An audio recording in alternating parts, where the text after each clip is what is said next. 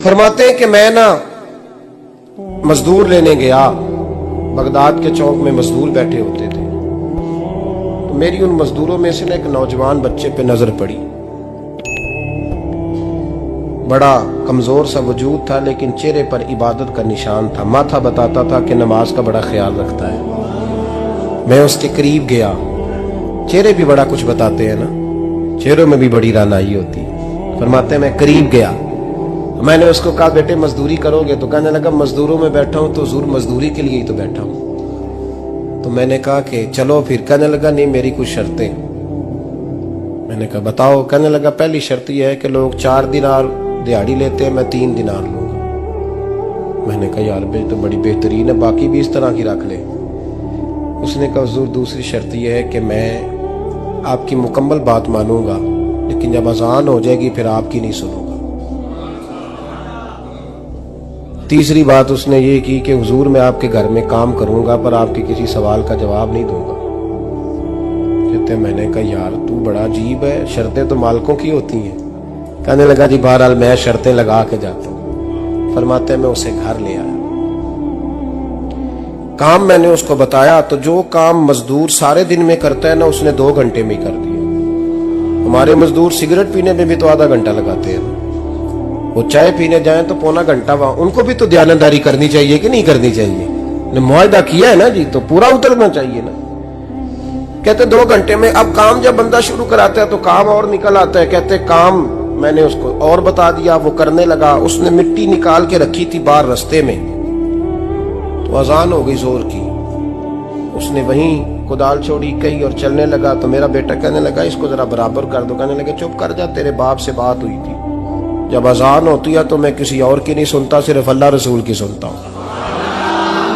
कहते मस्जिद चला गया, नमाज पढ़ के आया तो दोपहर का वक्त था। मेरी बीबी कहने लगी इसको को खाना खा ले। कहते हमने कहा खाना खा लो। तो कहने लगा मैंने रोजा रखा, रमजान भी नहीं था, नफली रोजा रखा हुआ। फरमाते हैं शाम हुई, मैंने 3 दिनार दिए। तो मैंने कहा तेरा नाम क्या है? कहने लगा मैंने आपसे कहा था मैं किसी सवाल का जवाब नहीं दूंगा। तो वो चला गया। अगले दिन मैं फिर लेने गया उसे, काम कुछ और निकल आए। तो लोगों ने बताया वो सिर्फ हफ्ते वाले दिन आता है। मैंने कहा क्यों? कहने लगे जी वो कहता है मेरा हफ्ते का खर्चा 3 दिनार है, जब 3 दिनार कमा लेता हूं तो बाकी सारा टाइम अल्लाह रसूल की जिक्र में गुजार दिया करता हूं। फरमाते हैं जी अगले हफ्ते मैं फिर लेने गया। मैंने पूरा हफ्ता इंतजार किया कि काम उसी से कराना है।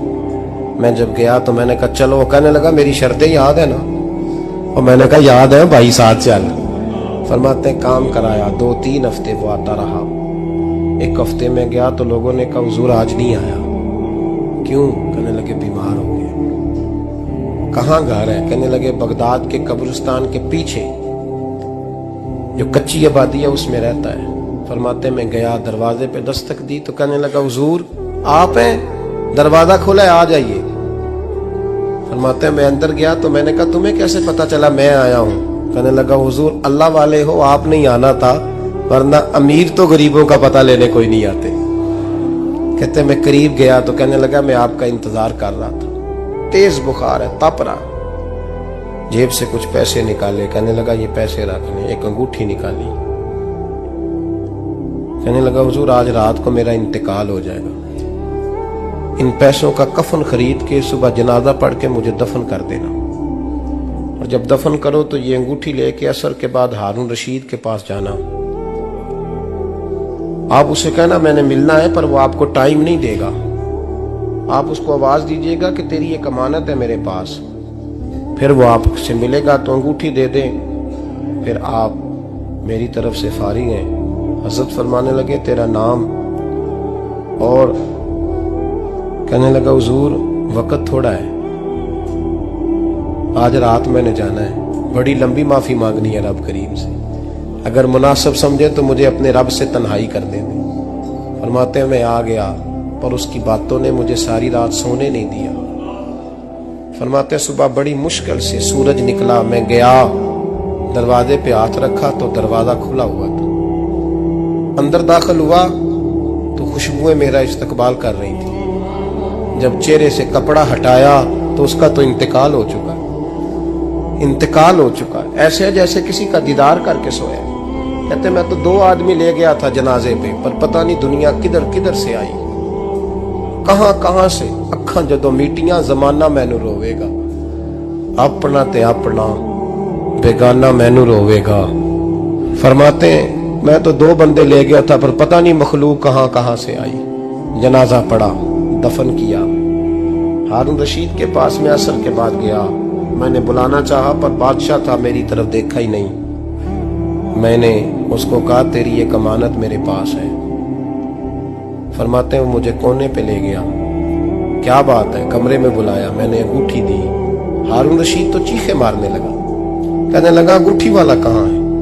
मैंने कहा वो तो इंतकाल कर गया। कहने लगा मुझे कब्र पे ले चल। कहते मैं कब्र पे लाया तो वो लेट गया, तड़प के रोने लगा। मैंने कहा मेरा कलेजा फट जाएगा, ना उसने कुछ बताया ना तूने बताया, ये कौन था?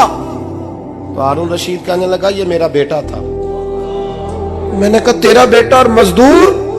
कहने लगा हुजूर ये हजरत दाऊद ताई के पास बैठा करता था, उनका मुरीद था, मुझे रोज कहता था अब्बा तूने बड़ी दुनिया इकट्ठी कर ली है, मरते वक्त तुझसे टांगे समेटी नहीं जाएंगी, इतना हिसाब नहीं तू दे सकेगा। मैं इसको समझा देता, इसकी अम्मा समझा देती। ये रोज हमें कहता छोड़ दो, आ जाओ अल्लाह रसूल की बारगाह में झुक जाएं। हम समझ। एक दिन ये चला गया, कहने लगा फिर तुम्हारा रास्ता और है और मेरा रास्ता और है। ये सोने की अंगूठी गलती से इसके पास रह गई, गलती से हीरे की अंगूठी चली गई। कहने लगा देखो मेरे बेटे ने आज वो भी वापस कर दी है। फिर तड़प के कहने लगा हारून रशीद था तो ये मेरा बेटा, पर मेरा मुर्शद निकला, मेरा पीर निकला। भाई जिंदगी तो बड़ी थोड़ी है ना।